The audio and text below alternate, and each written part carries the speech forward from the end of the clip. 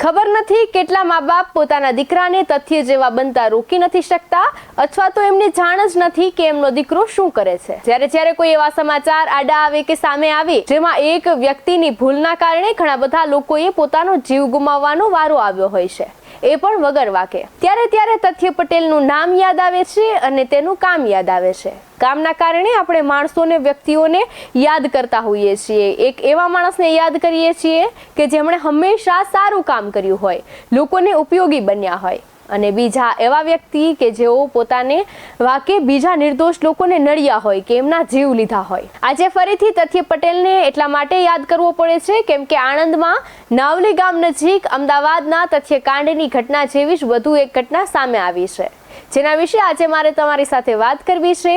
એવા મા બાપને ખાસ મારે કહેવું છે કે જેવી રીતે તમને તમારા સંતાનો વહાલા છે એવી જ રીતે બીજાને પણ એમના સંતાનો વહાલા હોય છે। તો આપણે આપણા બાળકોને એવી શિખામણ આપી શકીએ કે જેથી બીજાને ઉપયોગી ન થઈ શકીએ તો વાંધો નહીં, પરંતુ નડતર રૂપ તો ન જ થાય। નમસ્કાર, આપની સાથે હું છાયા। આજે વાત વિગતવારમાં વાત કરવી છે નાપડા ગામના સહકારી આગેવાનના એ પુત્રની કે જેમનું નામ જેનિશ પટેલ છે। મોટા ભાગે હું આપની સાથે એવી વાત વિગતવારમાં કરતી હોઉં છું કે જેમાં કોઈ વ્યક્તિએ સારું કામ કર્યું હોય અથવા કોઈ વ્યક્તિ બીજાને હેરાનરૂપ થયું હોય।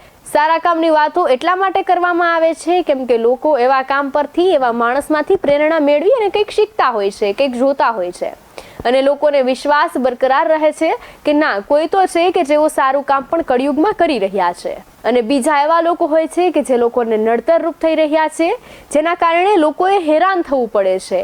એવા લોકોની વાતો એટલા માટે કરવી પડે કેમ કે એવા લોકો જો તમારી આસપાસ છે અથવા તો તમારા નજીકના સગા સંબંધીઓમાંથી કે તમારા પોતાના સંતાનોમાંથી છે તો તમે તેને સુધારી શકો, જેથી કરીને વધુ આવા કિસ્સાઓ ન બનતા રહે। ત્યારે આજે જેનિશ પટેલને એટલા માટે યાદ કર્યું કેમ કે તે નબીરો પણ દારૂના નશામાં ચૂર થઈ અને પૂરપાટ ગાડી પોતાની હકાવી રહ્યો હતો, અને નશાના કારણે તેમણે 3 બાઇકને હડફેટે લીધા, જેમાં 4 લોકોનું તો જગ્યા પર જ પૂરું થઈ ગયું, એટલે કે 4 લોકોના મોત થઈ ગયા અને 3 લોકો ઇજાગ્રસ્ત થયા।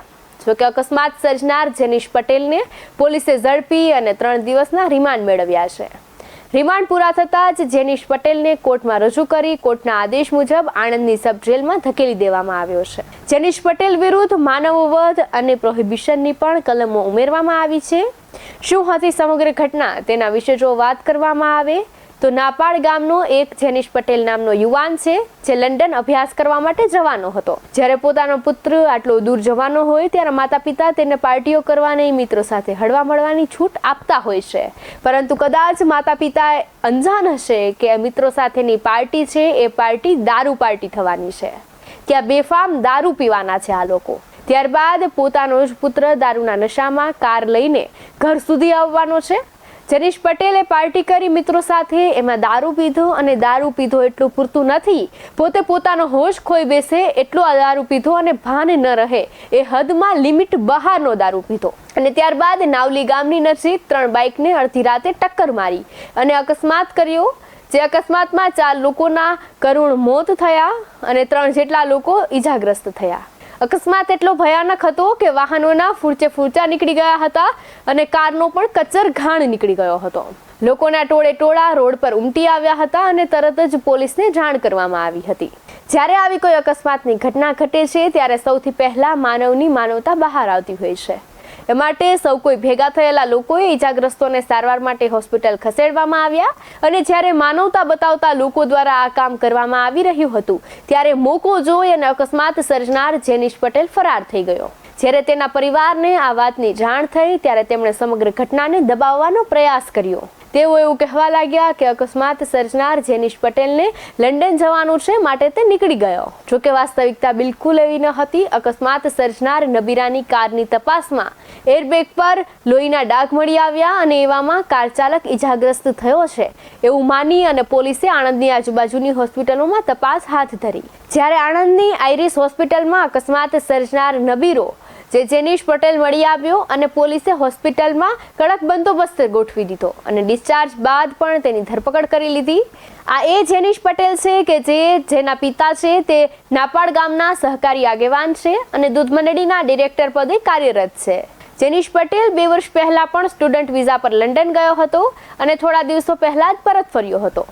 જેથી તે ફરીથી લંડન જવાનો હોય માટે બધા મિત્રો સાથે મળી અને પાર્ટી કરવાના હતા, પરંતુ આ પાર્ટી માત્ર પાર્ટી ન હતી, આ એક દારૂની મહેફિલ હતી. જે બાદ પોતે નશામાં ચૂર થઈ અને પોતાની કાર લઈને નીકળ્યો અને નિર્દોષ 4 લોકોના જીવ લઈ લીધા. જ્યારે તથ્ય પટેલની વાત આવે કે પછી જેનિશ પટેલ, ત્યારે એ વાત ચોક્કસથી વિચારવા જેવી છે કે જન્મથી કોઈ એવું નથી હોતું, પણ ઉછેર નબીરાઓનો કંઈ એ રીતે થાય છે કે એમને પોતાના સિવાય કોઈ વિશે કંઈ જ વિચાર નથી આવતો અને એનો મતલબ બસ પોતાના સ્વાર્થ માટે જ હોય છે.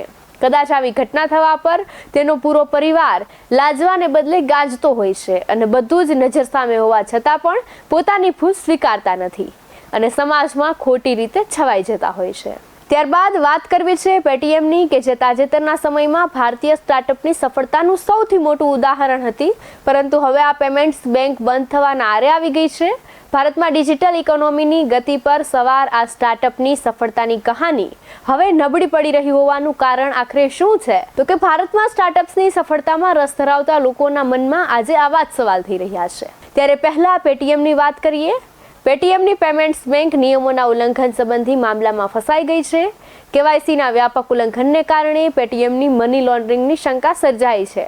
એ શંકાને કારણે રિઝર્વ બેંકે પેટીએમને પેમેન્ટ્સ બેંકની મોટાભાગની કામગીરી પર પ્રતિબંધ લાદી દીધો છે. પેટીએમ પેમેન્ટ્સ બેંકની 1 માર્ચ 2024થી નવી ડિપોઝિટ લેવાની, ફંડ ટ્રાન્સફરની અને નવા ગ્રાહક બનાવવાની મનાઈ ફરમાવવામાં આવી છે. રિઝર્વ બેંક પેટીએમને એક ઓડિટ ફર્મની નિમણૂક કરવાનો આદેશ આપ્યો છે, જેથી ગડબડની માહિતી મેળવી શકાય. પેટીએમ પેમેન્ટ્સ બેંકમાં અનેક ગડબડ હોવાનું બહાર આવ્યું છે. એવું પણ કહેવામાં આવી રહ્યું છે કે તેના લાખો એકાઉન્ટ્સમાં કેવાયસી કરવામાં આવ્યું ન હતું. લાખો એકાઉન્ટનું પેન વેલિડેશન ફેલ થઈ ગયું હતું અને હજારો એકાઉન્ટ્સનો પેન નંબર એક જ હતો. પેટીએમનો સિતારો ચમક્યો, પણ એની ચમક ઓછી થઈ ગઈ છે અને ઝાંખી પડી ગઈ છે. પહેલેથી વાત કરું તો પેટીએમે તેનું કામકાજ 2010માં શરૂ કર્યું હતું, પરંતુ નરેન્દ્ર મોદી સરકારે નવેમ્બર 2016માં નોટબંધીની જાહેરાત કરી, ત્યારથી તેની વોલેટ સર્વિસને વેગ મળ્યો હતો. નોટબંધી દરમિયાન સમગ્ર દેશમાં 500 અને 1000ની નોટને ચલણમાંથી પાછી ખેંચી લેવામાં આવી.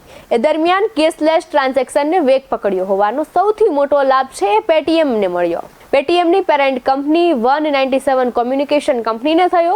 પેટીએમ ટૂંક સમયમાં જ ભારતમાં ડિજિટલ પેમેન્ટ સર્વિસનો પોસ્ટર બોય બની ગઈ હતી અને દેશના ખૂણે ખૂણા પેટીએમ કરોના અવાજ ગુંજવા લાગ્યો હતો. પેટીએમ પેમેન્ટ્સ બેંકને જાન્યુઆરી 2017માં લાયસન્સ મળ્યું હતું અને એ જ વર્ષે મેમાં તેમણે કામકાજ શરૂ કરી દીધું. એ દરમિયાન ચીનની વિરાટ ટેકનોલોજી કંપનીની અલીબાબા અને જાપાની રોકાણકાર કંપની સોફ્ટ બેંકના ફંડિંગને લીધે પેટીએમની પેરેન્ટ કંપની 197 કોમ્યુનિકેશન ફાઇનાન્શિયલી સેક્ટરની અત્યંત શક્તિશાળી કંપની બની ગઈ હતી. જોકે 7 વર્ષ પછી જ પેટીએમની શાનદાર સફળતાના માર્ગમાં અડચણ આવી. વાસ્તવમાં પેટીએમની સમસ્યા તો 2022માં તેનો આઈપીઓ લોન્ચ થયા પછી શરૂ થઈ ગઈ હતી. માર્ચ 2022માં તેનો આઈપીઓ લોન્ચ થયાના થોડા દિવસોમાં જ તેના શેરનો ભાવ 2150ની લિસ્ટિંગ પ્રાઇસથી ઘટીને 1/4 થઈ ગયો હતો. એ સમયે પણ રિઝર્વ બેંક પેટીએમની પેમેન્ટ બેંકને નવા ગ્રાહકો બનાવવા તાત્કાલિક અસરથી મનાઈ ફરમાવી હતી. પેમેન્ટ્સ બેંકે અલીબાબાને મહત્વની માહિતી લીક કરી હોવાનું કહેવામાં આવતું હતું. એ સમયે પેટીએમમાં અલીબાબાની 27% ભાગીદારી હતી. હવે ફરીવાર પેટીએમના શેરના ભાવમાં ધડાધડ ઘટાડો થઈ રહ્યો છે. સોમવારે પેટીએમના શેરનો ભાવ 761 થી ઘટી અને 438 પર પહોંચી ગયો હતો. છેલ્લી 3 સેશન્સમાં આ ઘટાડો જોવા મળ્યો હતો.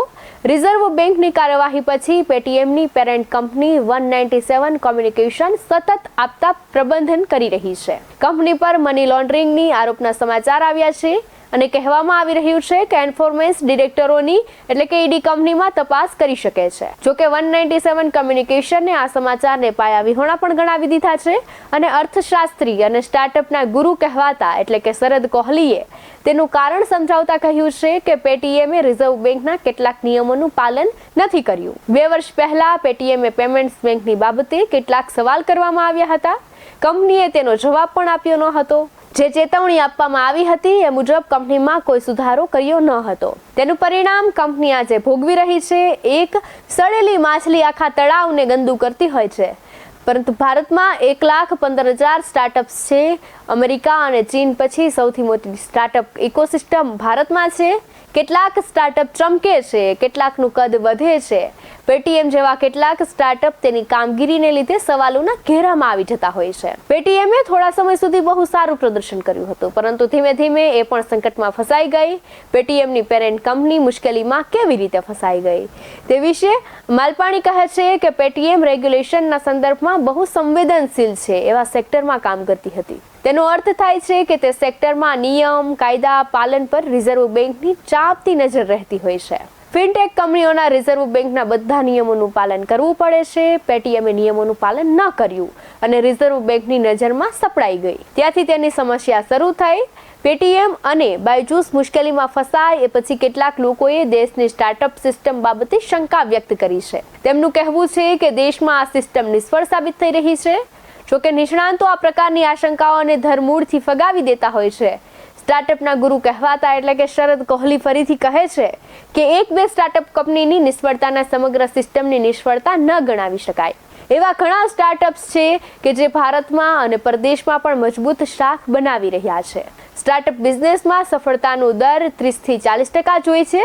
60 થી 70% સ્ટાર્ટઅપ નિષ્ફળ રહેતા હોય છે, પરંતુ મોટા તથા સારા સ્ટાર્ટઅપ સફળતાપૂર્વક બિઝનેસ કરતા હોય છે અને મોટી સંખ્યામાં લોકોને રોજગાર પણ આપતા હોય છે. પેટીએમ અને બાયજૂસ જેવા સ્ટાર્ટઅપ પણ વચ્ચે આવી જાય છે, જે ઈરાદાપૂર્વક ખોટી મસ્તીને લીધે પોતાના પગ પર કુહાડો મારતા હોય છે. તેમાં ભારતની સ્ટાર્ટઅપ ઇકોસિસ્ટમની થોડી બદનામી થાય છે, પરંતુ ભારતની સ્ટાર્ટઅપ સિસ્ટમ અને ઉદ્યોગ સાહસિક મિજાજ મજબૂત છે. એક બે સ્ટાર્ટઅપના ખરાબ થવાથી કે તેમના કામથી તેને કશું નુકસાન નથી થવાનું. જે રીતે તમામ લગ્નનો અંત છૂટાછેડામાં નથી આવતો, તેવી જ રીતે તમામ સ્ટાર્ટઅપની હાલત ખરાબ નથી થતી. તમે ઢગલો પૈસા કમાવાના પ્રયાસ કરો ત્યારે તેના પ્રમાણમાં નુકસાન પણ થતું હોય છે અને સમસ્યાની શરૂઆત અહીંથી થાય છે.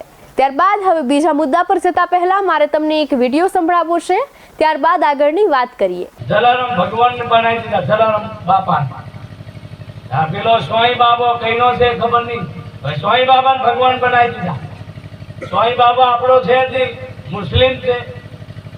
આ સ્વાઈ બાબાને ભગવાન બનાયા. આ આપણી કમનસીબી છે. પૂજવા જેવા કબીર સાહેબ જેવા સંતને નહીં, આને પૂજે.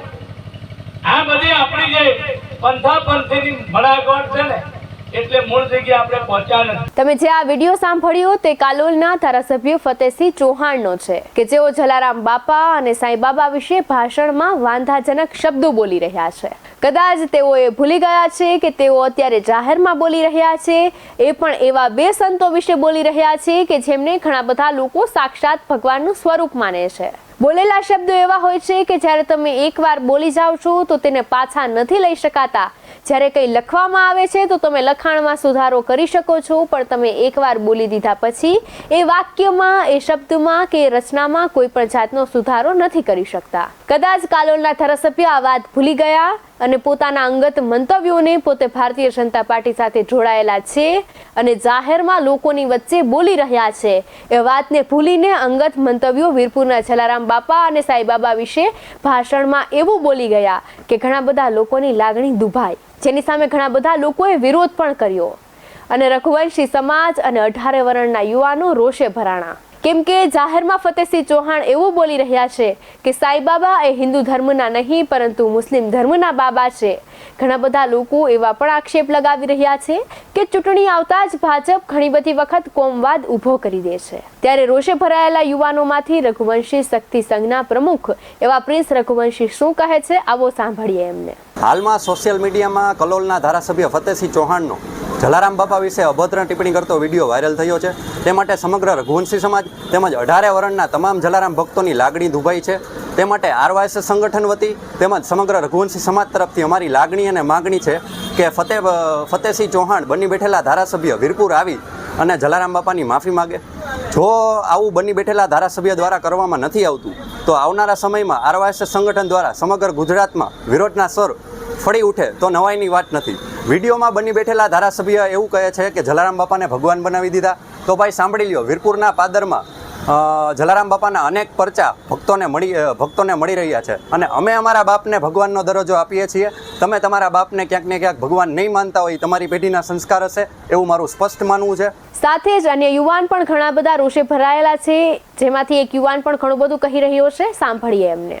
ભારતીય જનતા પાર્ટીના જે કલોલ પંચમહાલ વિસ્તારના ધારાસભ્ય ફતેહસિંહ ચૌહાણ, જે માત્ર ભારતીય જનતા પાર્ટી ક્યાંક ને ક્યાંક ચૂંટણી વખતે જે હિન્દુ ધર્મનો પ્રચાર કરીને મત મેળવે તે ક્યાંક ને ક્યાંક ખોટી વાત છે. તે આજે ફતેહસિંહ ચૌહાણના મોઢે આવી ગઈ છે. તેમને જાહેર સભામાં જલારામ બાપા વિશે અને સાંઈબાબા વિશે જે શબ્દોનો પ્રયોગ કર્યો છે તે ક્યાંક ને ક્યાંક સમસ્ત રઘુવંશી સમાજ અને સમસ્ત સનાતન ધર્મના જે ભાવિકો છે તેની લાગણીને ઠેસ પહોંચી છે.